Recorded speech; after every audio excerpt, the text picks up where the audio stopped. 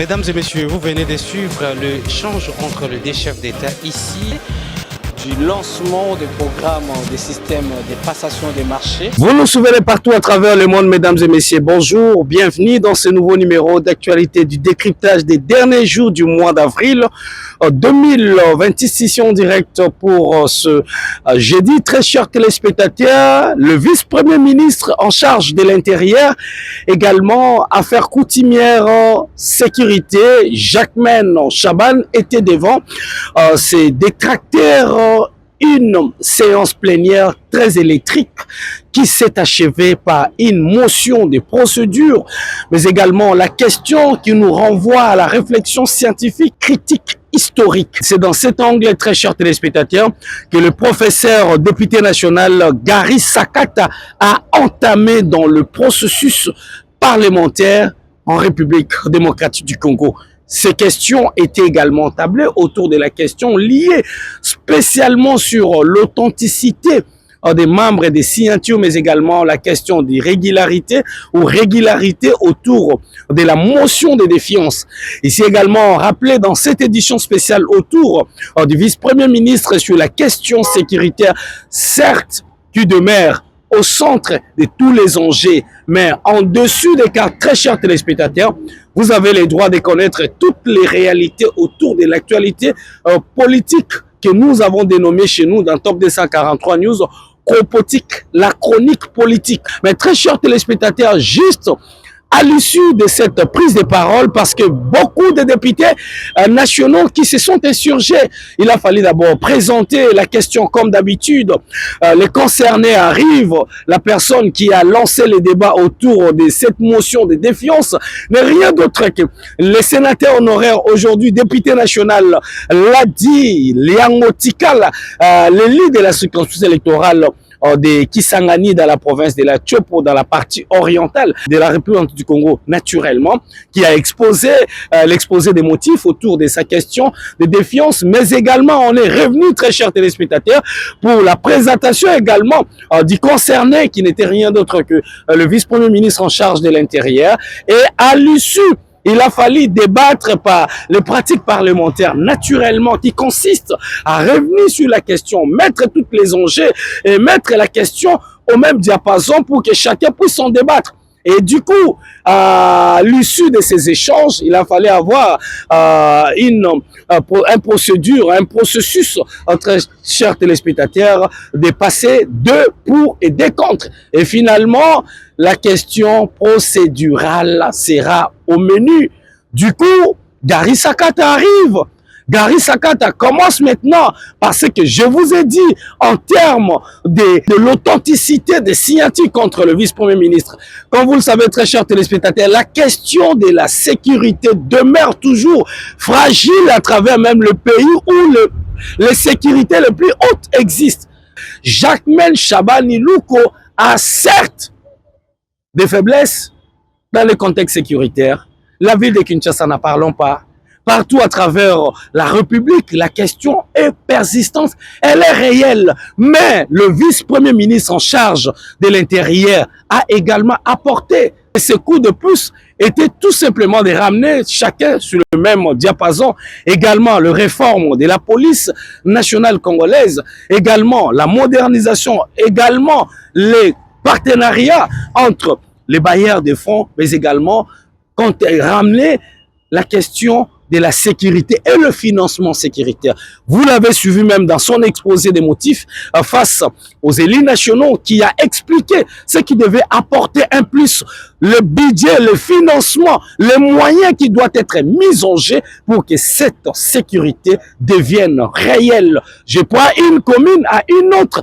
Aujourd'hui, s'il y a des banditismes qui se font, parce qu'il faut qu'il y ait un moyen qui doit permettre la mobilité. Cette question presque n'existait pas. Il y a aujourd'hui les moyens de mobilité pour traquer, mais cette question était vraiment houlée au centre de la plénière de ce mercredi. De ce fait, Aujourd'hui, cette édition spéciale sera focalisée pour suivre parce que nous venons avec le factory. Nous venons juste pour vous apporter le fait. Et c'est à vous, très chers téléspectateurs, à décider sur le sort de ce qui s'est passé par le biais des décideurs. C'est-à-dire, on avait des députés nationaux qui ont débattu. Il y a d'autres qui étaient pour, il y a d'autres qui étaient contre pour la déchéance du vice-premier ministre en charge de l'Intérieur. Alors, de ce fait, je vous laisse juste à décrypter avec moi la réaction en amont, c'est-à-dire avant, pendant et après la plénière, exclusivement accordée sur les débats autour de la déchéance ou l'injectation du vice-premier ministre en charge de l'Intérieur. On suit les réactions des députés nationaux, on va juste revenir. Restez connectés.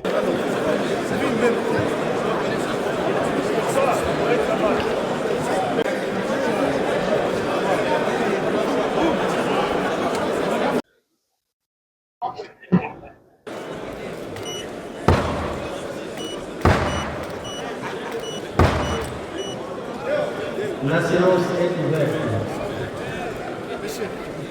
Honorable député, chers collègues, la vérification du corps enseigne que 490 députés.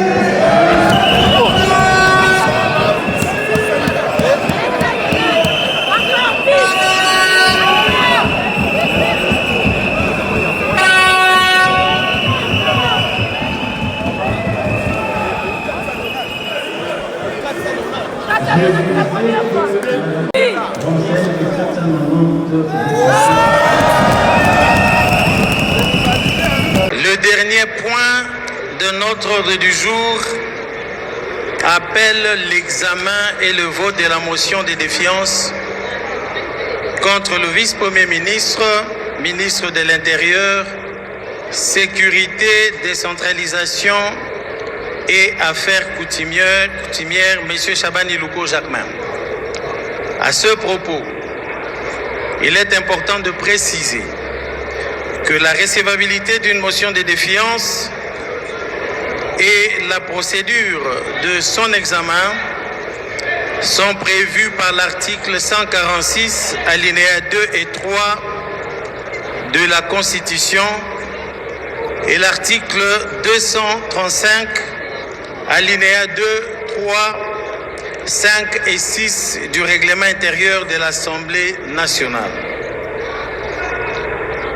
Pour nous en rafraîchir la mémoire, je passe la parole à l'honorable rapporteur pour donner lecture de ces dispositions. Honorable rapporteur, vous avez la parole. Merci beaucoup, honorable président. Nous commençons par l'article 146, alinéa 2 et 3 de la Constitution. Article 146. L'Assemblée nationale met en cause la responsabilité du gouvernement ou d'un membre du gouvernement par le vote d'une motion de censure ou de défiance. La motion de censure contre le gouvernement n'est recevable que si elle est signée par un quart de membres de l'Assemblée nationale. La motion de défiance contre un membre du gouvernement n'est recevable que si elle est signée par un dixième de membres de l'Assemblée nationale. Alinéa 3. Le débat et le vote ne peuvent avoir lieu que 48 heures après le dépôt de la motion. Tanga madame.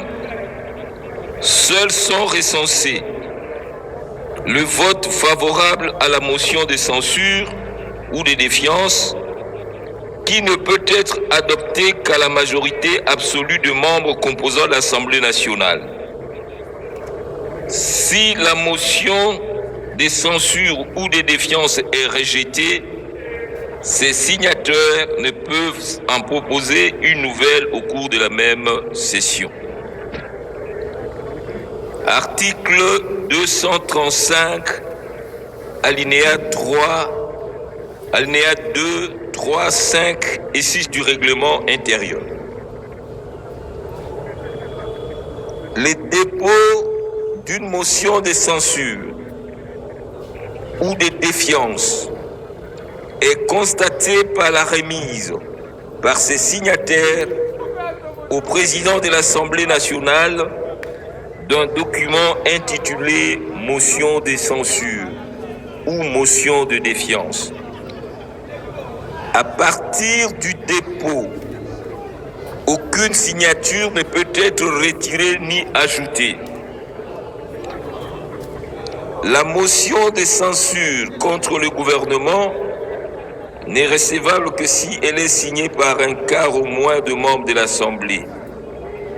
La motion de défiance contre un membre du gouvernement n'est recevable que si elle est signée par 1/10 au moins de membres de l'Assemblée nationale.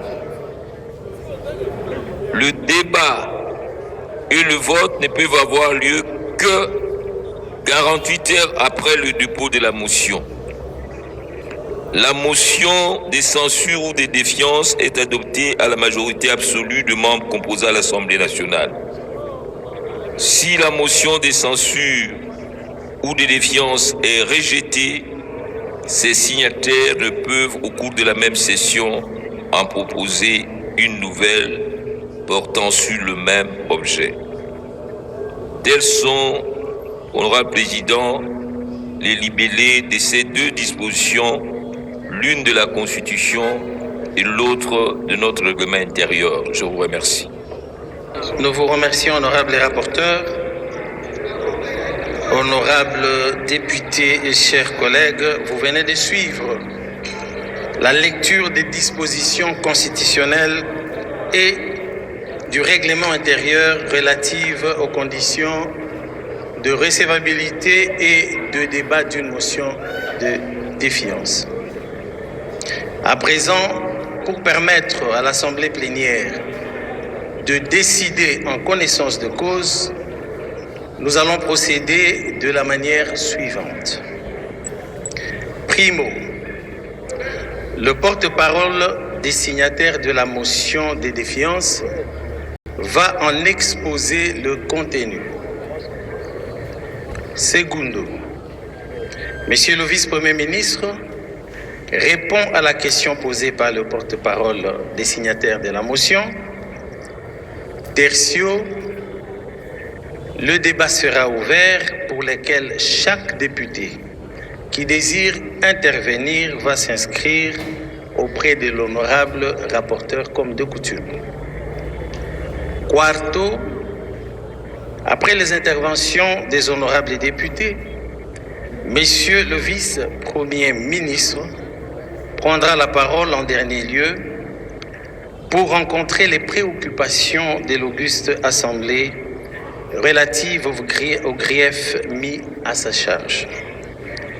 Chers collègues, après avoir circonscrit la méthode de travail, j'invite le porte-parole des signataires de la motion de défiance à prendre la parole pour nous en exposer le contenu. Allez-y, chers collègues. Merci, honorable président, pour votre protection.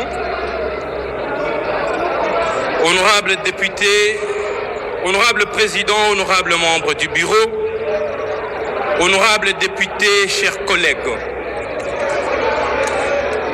Aujourd'hui, nous sommes face à une phase très déterminante de l'histoire de notre pays où le peuple nous observe et nous sommes face à notre responsabilité.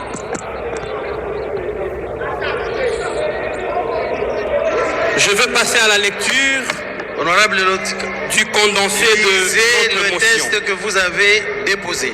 Merci, honorable président.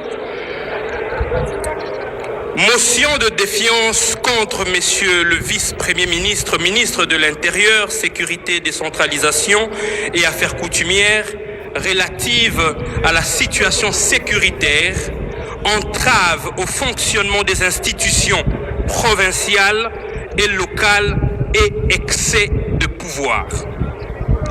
En guise d'introduction et fondement constitutionnel, conformément aux articles 100, 146 et 147 de la Constitution de la République démocratique du Congo, telle que modifiée en 2011, ainsi qu'aux articles 235 et 236 du règlement intérieur de l'Assemblée nationale, la présente motion de défiance vise à mettre en cause la responsabilité de M. Jacquemain Chabani Louko, vice-premier ministre en charge de l'Intérieur, Sécurité, Décentralisation et Affaires coutumières. Elle est motivée par des graves atteintes à la Constitution et aux lois de décentralisation et aux principes de séparation de pouvoir imputés à ses membres du gouvernement. En effet, l'article 3 de la Constitution consacre la libre administration des provinces et des entités territoriales décentralisées, dotées de la personnalité juridique et gérées par des organes locaux. Les provinces jouissent d'une autonomie administrative, politique, financière et gestion garantie par la Constitution et précisée par la loi organique numéro 08/012 du 31 juillet 2008 relative à la libre administration de provinces. De même, la loi numéro 08/016 du 7 octobre portant composition, organisation et fonctionnement des entités territoriales décentralisées complète ces cadres et assurant l'autonomie des villes, communes, secteurs et chefferies dans le respect de l'ordre établi.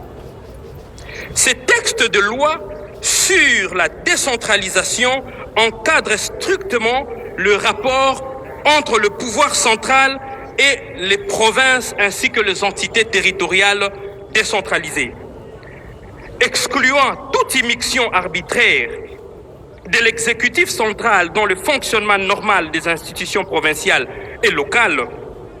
Par ailleurs, l'article 197 de la Constitution confère explicitement aux assemblées provinciales le pouvoir de contrôler le gouvernement provincial, notamment par le vote de motions de défiance contre le gouverneur et les ministres provinciaux.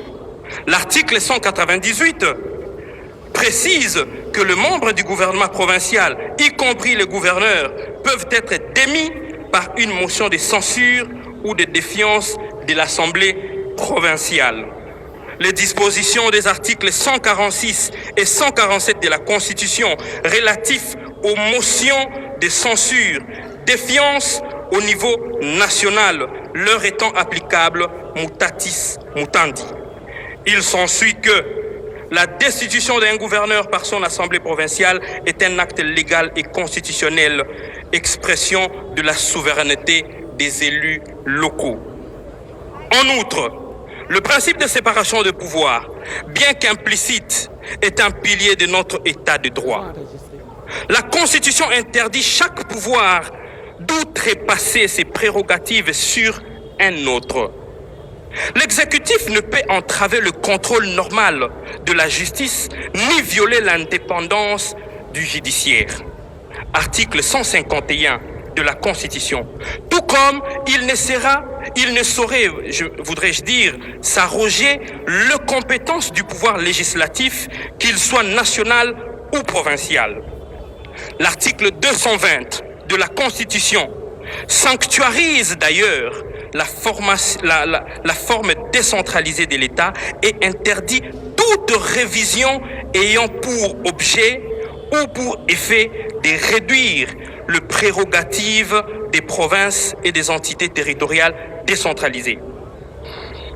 Toute initiative du pouvoir central qui affaiblit l'autonomie provinciale ou outrepasse le contrôle démocratique viole donc l'esprit de la lettre de la Constitution.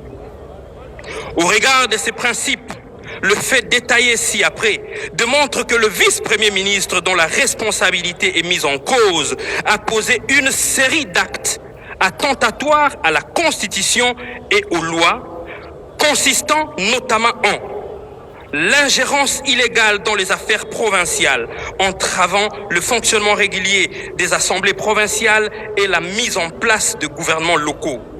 La subversion du contrôle parlementaire exercé par les élus provinciaux, suspension de motions de défiance, des pressions sur les institutions locales, une confusion inacceptable de pouvoir, tentative de substituer l'action administrative ou judiciaire aux décisions des organes législatifs locaux et une gestion défaillante de la sécurité intérieure marquée par l'aggravation continue de l'insécurité à l'est du pays et dans les zones urbaines notamment Kinshasa, Kisangani, Boma, Matadi, Lubumbashi. Ces griefs, appuyés par de faits établis et documentés, justifient pleinement la présente motion de défiance et l'appel à la responsabilité de l'Assemblée nationale. Qu'avant que le distingué collègue Ladi ne prenne la parole, j'avais demandé la parole pour faire motion, en ce moment la motion d'ordre, mais à présent, puisqu'il a déjà parlé, ce qui est déjà au-delà de notre règlement, ma motion d'ordre maintenant devient une motion incidente qui pourrait être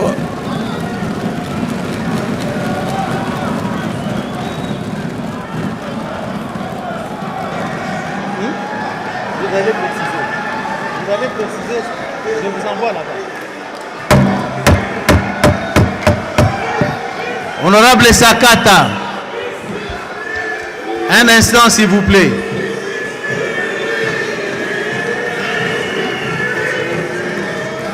Honorable Sakata, je vais demander au rapporteur de nous préciser c'est quoi une motion incidente.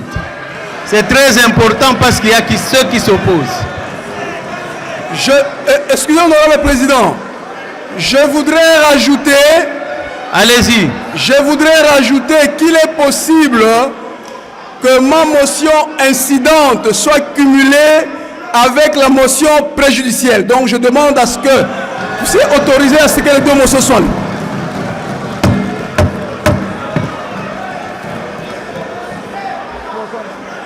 Chers collègues, asseyez-vous s'il vous plaît.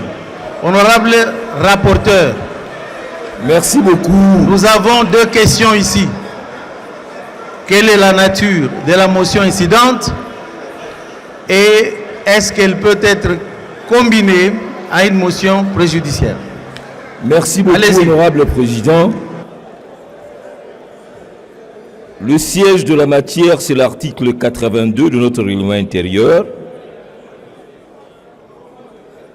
La motion incidente est celle qui vise à considérer une demande comme préalable à satisfaire et sur laquelle l'Assemblée nationale se prononce avant de commencer ou de poursuivre le débat sur une question principale.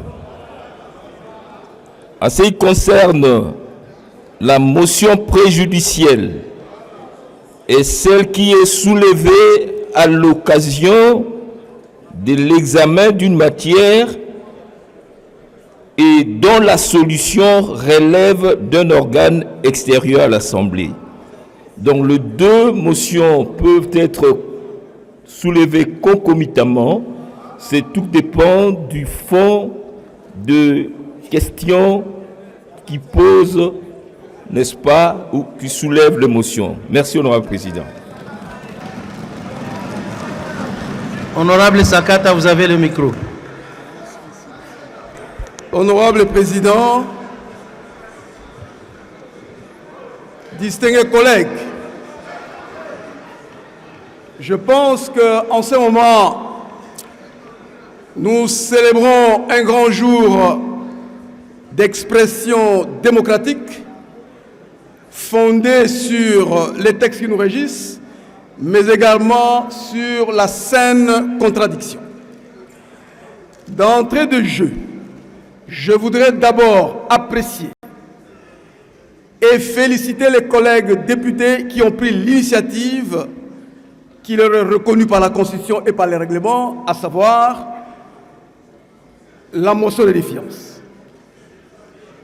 Il est clair que personne d'entre nous n'oserait douter de l'insécurité qui sévit dans nos cités ainsi que dans nos villes. Là, c'est une chose. L'autre aspect, c'est de savoir que malgré qu'il y ait insécurité, l'on doit se mettre d'accord que celle-ci ne date pas d'aujourd'hui et ces facteurs doivent être déterminés. L'on doit également faire la répartition des responsabilités à divers échelons. Là, nous sommes au fond, mais je n'en suis pas là. Je voudrais rappeler, honorable président, que dans notre règlement, nous avons des moyens d'information, les moyens de contrôle et la mise en cause de la responsabilité des membres du gouvernement. Vous vous rendrez bien compte que chaque moyen a ses éléments de procédure. Plus l'on monte, l'on nomme le moyen d'information, l'on nomme les autres et l'on va à la motion de défiance, les mécanismes pour y arriver sont également corsés. De sorte que ceux qui initient doivent être bien armés en vue de respecter tout ce qui est prescrit. En ce qui concerne la matière sous examen, l'honorable rapporteur l'a si bien lu, motion de défiance. Notre base, notre fondement juridique est l'article 235, on l'a déjà dit et lu ici. En ce qui me concerne, je voudrais décortiquer article par alinéa cet article pour arriver à la conclusion que je peux déjà vous annoncer, l'irrecevabilité de cette motion.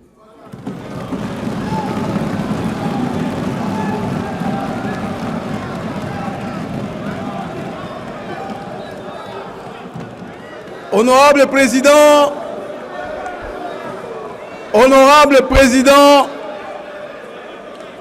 chers collègues, mon propos sera technique, procédural et pédagogique.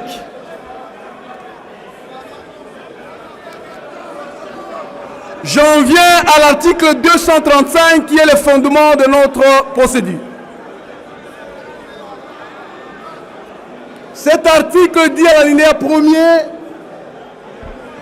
votre honneur, honorable président, cet article dit à l'alinéa premier que l'Assemblée nationale met en cause la responsabilité du gouvernement par un vote d'une motion de censure et celle des membres du gouvernement par le vote d'une motion de défiance.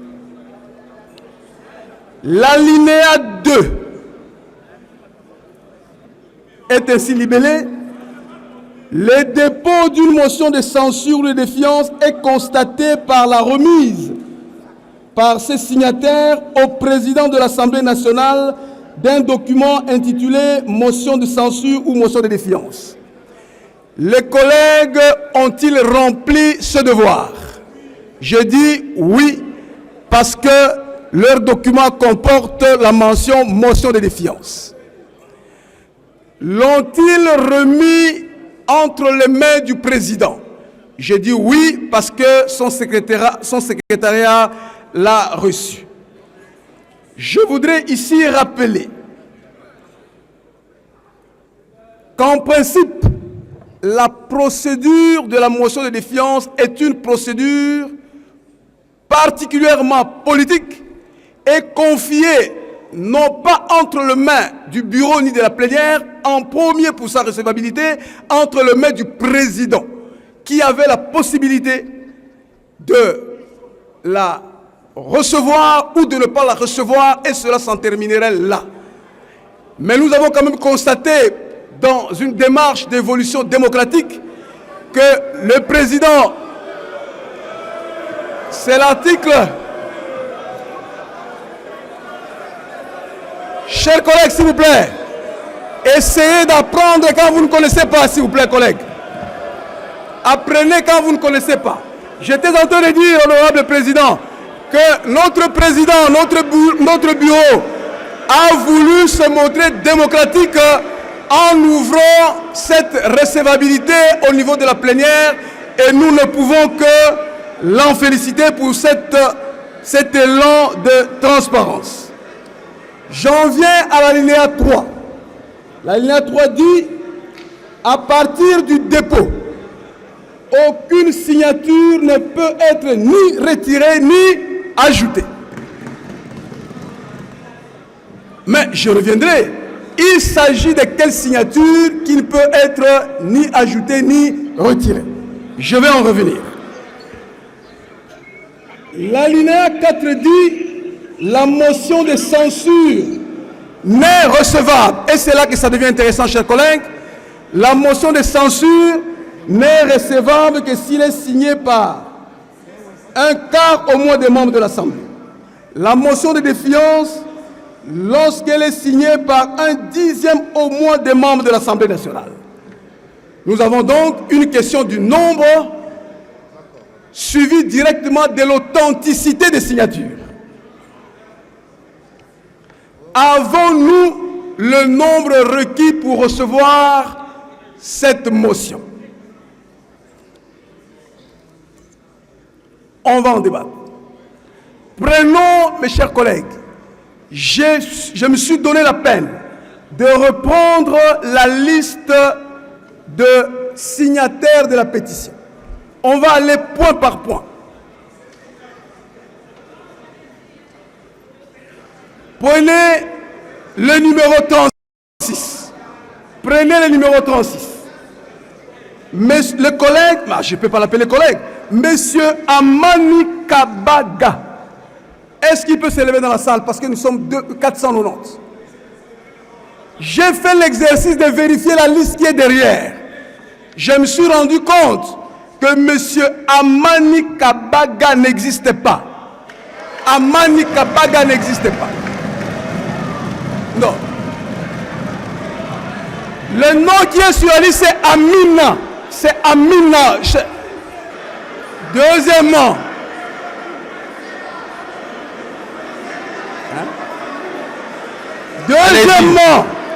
est-ce que le collègue, s'il vous plaît, le collègue Kazadi Fabrice peut s'élever dans la salle?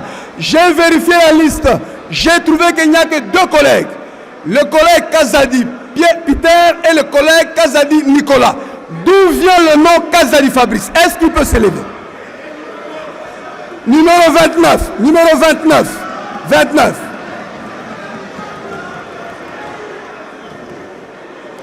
J'ai encore vérifié, s'il vous plaît. Allons étape par étape. C'est une question de transparence et de démocratie. Le numéro 35. Monsieur Appelé Osea Eli. Merci. Monsieur Appelé Osea Eli. Il n'y a pas un collègue qui s'appelle Appelé Osea Eli. Les listes sont derrière, vous pouvez bien les vérifier.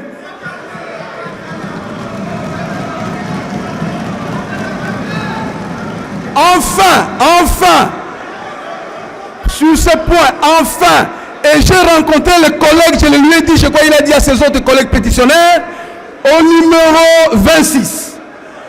Le collègue, c'est pas le collègue jusque-là, le collègue, monsieur qui a signé s'appelle Eric Boanapua. Mais le collègue qui a un nom proche de cela s'appelle Mumbere Banapua Eric. En vertu de l'article 56 du Code de la famille, les principes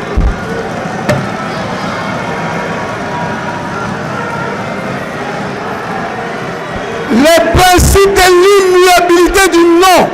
Moi, je m'appelle Sakata Moketawab. On ne peut pas m'appeler Moketawab, ce n'est plus moi. On Honorable Sakata, un instant. Chers collègues, asseyez-vous, vous aurez le temps de répliquer. Nous nous sommes convenus qu'on va poursuivre en toute sérénité. Poursuivez, chers collègues. Honorable Président, j'en rajoute le numéro 16. Il y a une surcharge où le nom est effacé, mais la signature est maintenue.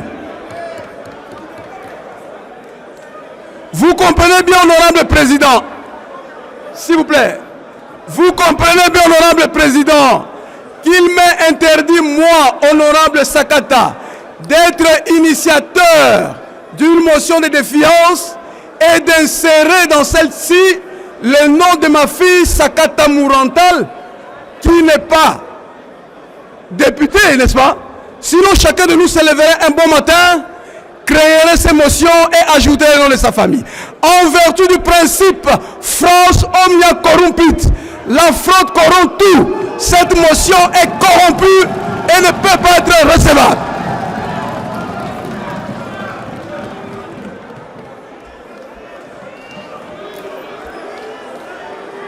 Je voulais répéter.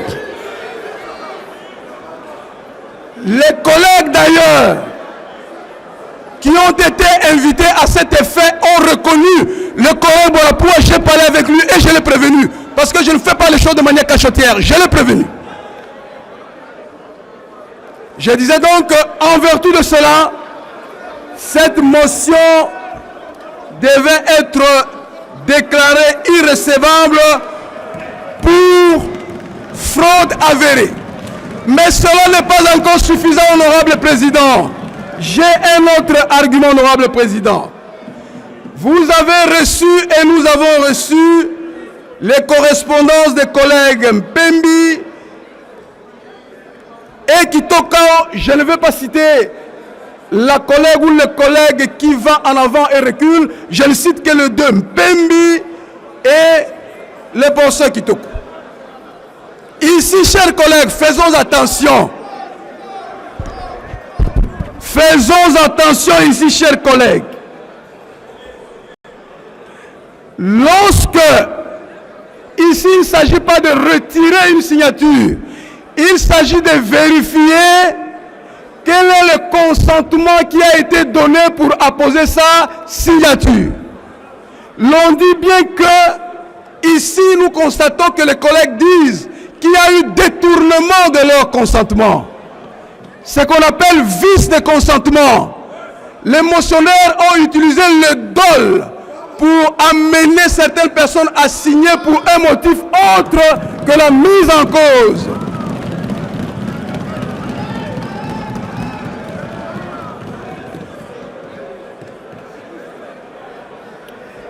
De cette manière, chers collègues, pour avoir obtenu des signatures de manière dolosive, je pense que cette liste, cette motion s'est totalement discréditée d'elle-même.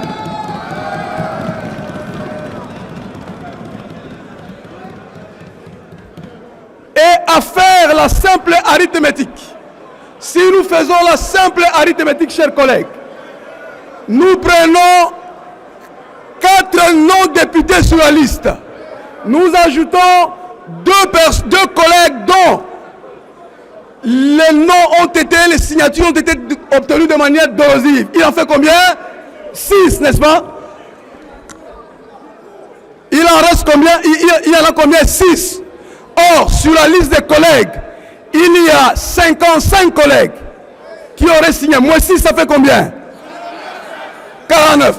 Est-ce que nous sommes encore sous le régime du 10e du nombre de signatures? L'irrecevabilité est donc manifeste, chers collègues. C'est ainsi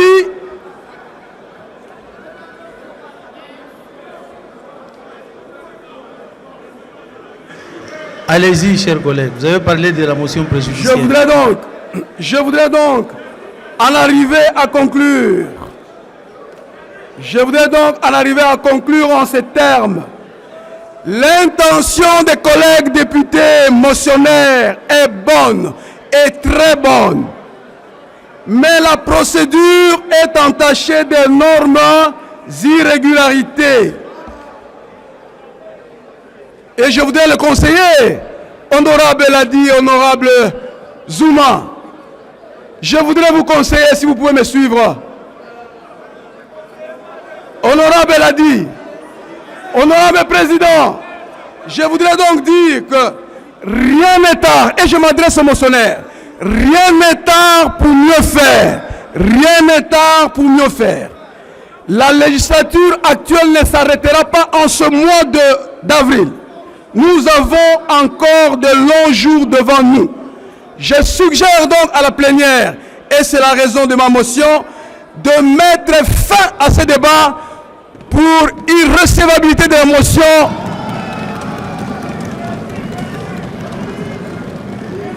résultant de 3 fraudes.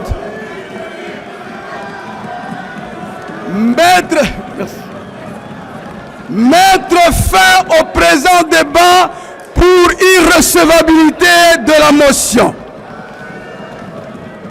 Je tenais à rajouter, et c'est là l'objet à titre subsidiaire, l'objet de ma demande de motion préjudicielle, c'est que si certains collègues doutent, alors au regard des nombreux faux qui sont contenus dans les actes déposés par les motionnaires, alors ça c'est vraiment à l'extrême et à titre subsidiaire, que l'on donne alors la surséance, que l'on demande au parquet de nous fixer sur ce faux. De sorte qu'après nous pourrons éventuellement venir, et c'est ça que moi j'appelle motion préjudicielle. Enfin, honorable président, en déclarant cette motion irrécevable, ce sont les motionnaires qui en sortent grands. Ils en sortent grands en déclarant ça irrécevable, parce qu'ils pourront faire mieux. Mais également, c'est la Chambre qui gagne. Honorable président, j'ai dit et je vous remercie. La motion de l'honorable Sakata. Qui sont contre? Qui s'abstiennent? L'honorable, la motion soulevée par l'honorable Sakata est adoptée. Par ce vote, la motion incidentielle soulevée par l'honorable Sakata Tawaïgari est approuvée. Asseyez-vous, chers collègues. L'approbation de cette motion incidente met ainsi fin à l'examen de la motion de défiance. Il n'y a donc pas lieu d'engager ni débat ni vote de celle-ci. Arrêtez d'embrasser le ministre ici. Regagnez vos places. Moutiki, honorable Moleka, nous allons inviter les services du protocole à libérer les membres du gouvernement. Oui, c'est vrai que dans quelques heures, nous allons examiner, conformément au règlement intérieur, la motion contre les vice-ministres, ministres de l'Intérieur. Comme vous le savez très bien, le règlement intérieur requiert à ce que le mandataire visé se présente et que le motionnaire principal présente ses moyens et le réquisitoire et que le vice-ministre, ministre de l'Intérieur puisse y répondre. Je pense que la question sécuritaire est une question transversale et qui ne concerne pas seulement le vice-ministre, ministre de l'Intérieur. Il y a beaucoup de services qui interviennent et qui ne sont même pas contrôlés par les VPM de l'Intérieur. C'est pourquoi nous avons pensé à ce qui nous concerne que c'est une question que nous pouvons régler d'une manière politique, d'autant plus que la situation aujourd'hui au pays ne nous permet pas de pouvoir créer des fissures au sein de notre majorité. Rappelez-vous déjà qu'aujourd'hui, la province du VPM est occupée, notamment partiellement son territoire pacifique. Nous avons besoin de sa base. Le VPM est un élu, c'est un sénateur élu. Et toute action aujourd'hui qui irait dans le sens de briser cette solidarité-là nous mettrait aujourd'hui en une mauvaise position vis-à-vis des agresseurs. C'est pourquoi nous avons privilégié, nous, de régler la question d'une manière politique. La sécurité nous concerne tous, mais le VPM, en réalité, vous connaissez, n'a pas le pouvoir sur les leviers sécuritaires. Aujourd'hui, par exemple, je prends le cas des provinces. Il y a des gouverneurs même qui ne se soumettent pas. Il y a des services de sécurité, en réalité, qui ne relèvent pas du contrôle du VPM de l'intérieur. Donc, les sanctionner aujourd'hui pour la question sécuritaire, bon, je pense que, sincèrement, c'est trop difficile. Tout pendant ce temps ici. Moi, je suis un élu de l'Est. Nous venons de perdre Vital Kamerhe au Pêchoir. Nous venons de perdre Bahati Modeste au bureau. Si aujourd'hui encore au gouvernement, on perdait Chabani Loko, ça paraîtrait comme une chasse à l'homme de l'Est. Et c'est ça que les agresseurs veulent, c'est ce que Kagame fait. Pour montrer à l'opinion que voilà, vous les gens de l'Est, on ne veut pas de vous. Voilà, et les gens de Kinshasa, particulièrement les Balouba, on les dit, ils ne veulent pas de vous. Donc, il ne faut pas aujourd'hui chercher à ouvrir la boîte de Pandore. C'est mon point de vue et je le défendrai, je prendrai la parole ici. Juste quelques mots. Oui. L'Assemblée nationale a déclaré irrécevable la motion de défiance initiée par mes collègues. D'abord parce qu'il y a eu irrégularité au niveau de certaines signatures. Et ensuite parce que la procédure n'a pas été complètement suivie. Avant d'en arriver à une motion de défiance ou une motion de censure, la Constitution et les règlements intérieurs, dans leur cohérence interne, imposent qu'on puisse procéder par une sorte de gradation. Les moyens d'information, puis les moyens de contrôle, après quoi on peut aboutir à la sanction extrême qui est la motion de défiance ou la motion de censure. Alors les collègues ont déposé directement une motion de défiance sans avoir introduit au préalable l'interpellation, en fait sans avoir donné au préalable l'occasion à l'Assemblée nationale d'examiner les griefs qui sont reprochés au vice-premier ministre. Donc, pour ces deux raisons-là, la plénière a déclaré irrécévable cette motion. C'est la majorité à l'Assemblée nationale. Nous sommes les députés de l'Union sacrée. Donc, c'est un ministère du chef de l'État. Donc, un ministère régalien. Donc, on ne peut pas se permettre, n'est-ce pas, de faire partir si facilement un ministre de l'Intérieur. Surtout que, en lisant les textes, vous-même, vous avez compris qu'il y a eu beaucoup d'irrégularités dedans. Donc, c'est l'Assemblée nationale, on doit se respecter. Féliciter les collègues, c'est tout à fait normal. Il était dans ses droits, n'est-ce pas, d'initier une question d'actualité, question orale avec débat. Comme lui, il a fait une motion de défiance. Il était dans ses droits.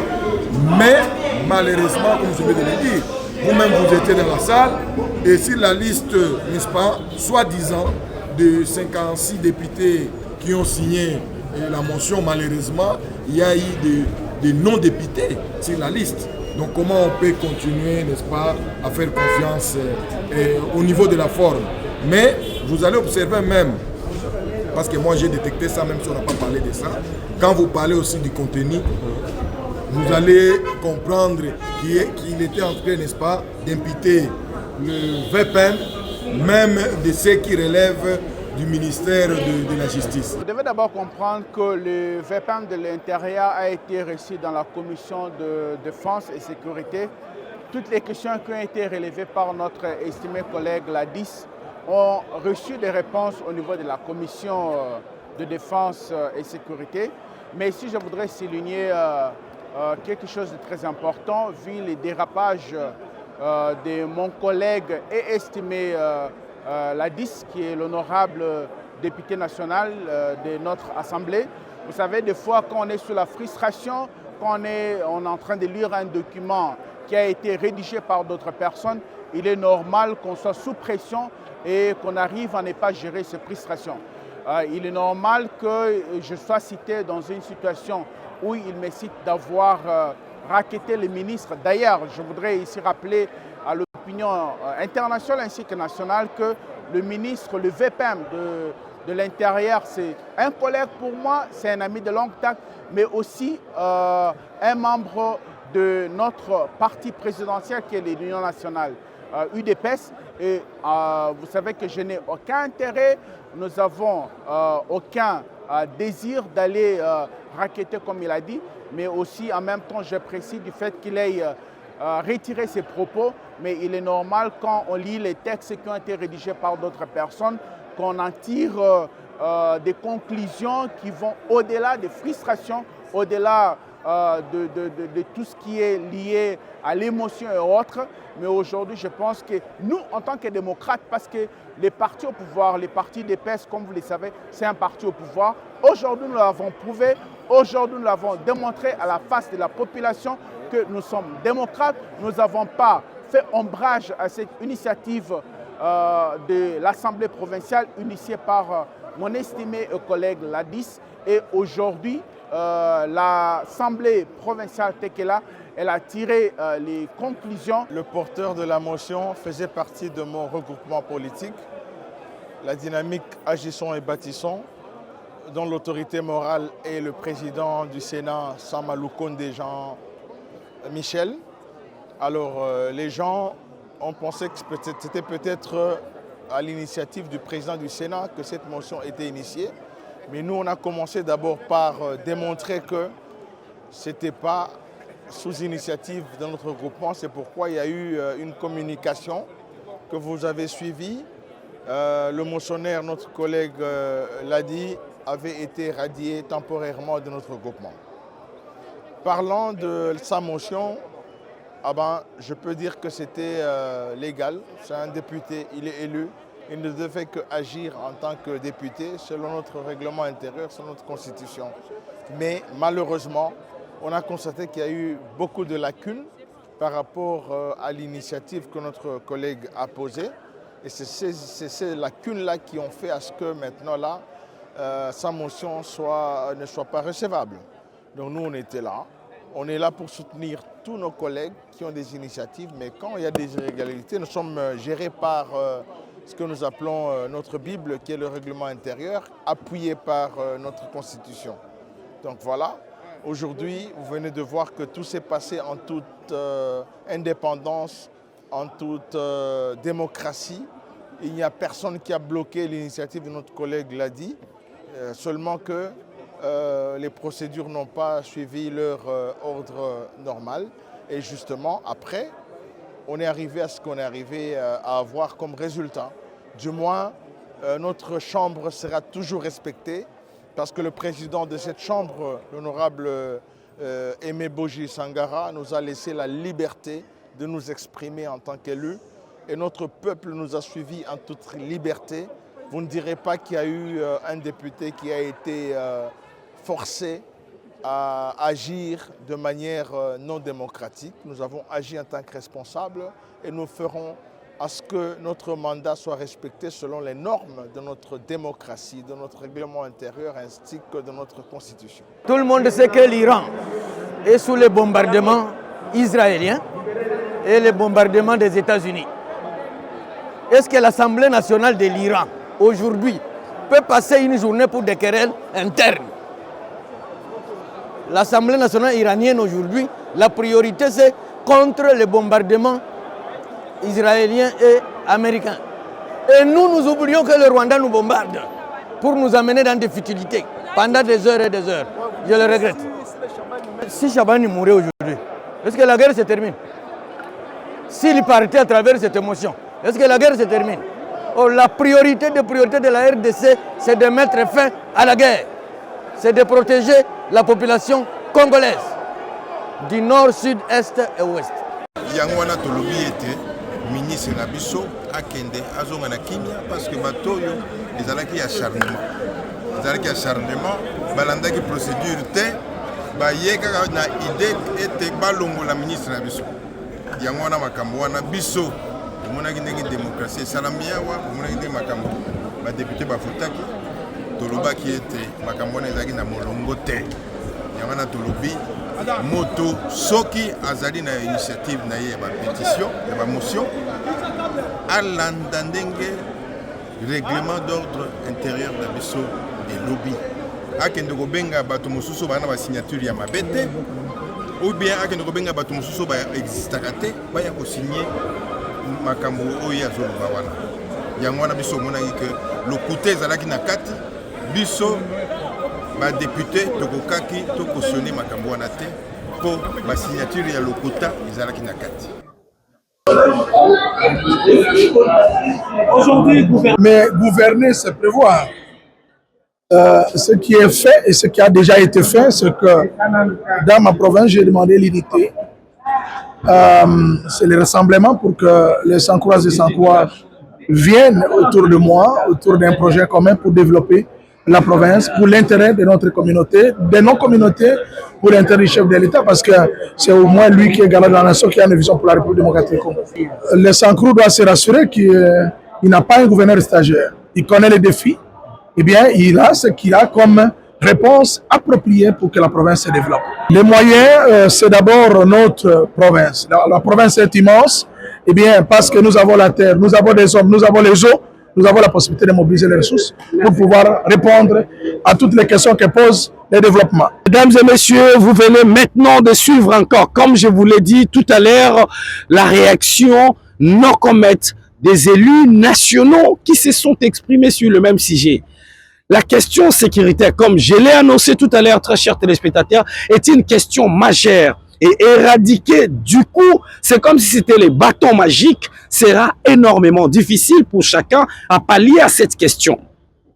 À l'issue également, on nous a toujours informé sur le manœuvre qui devait être entreprise. Si on pouvait réfléchir, après par exemple, que le vice-premier ministre n'ait plus resté sur son fauteuil en étant vice-premier ministre, par quelle magie on devrait entamer ou il devrait entamer? Parce que nous ne sommes pas les décideurs, mais les décideurs ne sont rien d'autre que les députés nationaux qui ont le pouvoir législatif pour légiférer sur issus des membres du gouvernement. Est-ce que dans ce contexte sécuritaire de la République du Congo, dans ce contexte où le Congo doit se construire, il va falloir entamer une démarche qui devait aller à l'encontre de la cohésion nationale. Point d'interrogation.